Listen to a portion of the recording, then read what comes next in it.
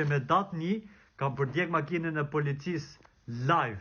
Policia e shtetit ka arrestuar Devis Farrukun pasi përmes postimeve në rrjetin social TikTok ka bërë thirrje publike për akte të dhunshme, përfshirë nxitjen për djegjen e një automjeti të policisë së shtetit. Në një prej videove të publikuara në këtë platformë, Farruku bënte thirrje qytetarëve që të shikonin dhe të ndiqnin momentin e djegjes së një makine të policisë së shtetit, duke promovuar publikisht një akt të rëndëdhune dhe duke tentuar të nxjisë reagime të rrezikshme në publik.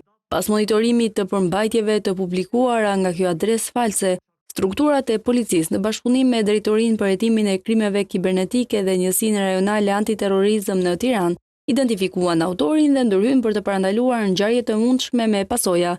Farruku, banues në lagjen perimore Suk Durrës, u ndalua për veprat penale, thirrjet publike për veprime të dhunshme dhe prodhimi, mbajtja, blerja apo shitja pa leje armëve të ftohta. Policia e shtetit riafirmon angazhimin për mbrojtjen e rendit dhe sigurisë publike dhe u bën thirrje qytetarëve të denoncojnë raste të tjera të ngjashme që nxisin dhunë.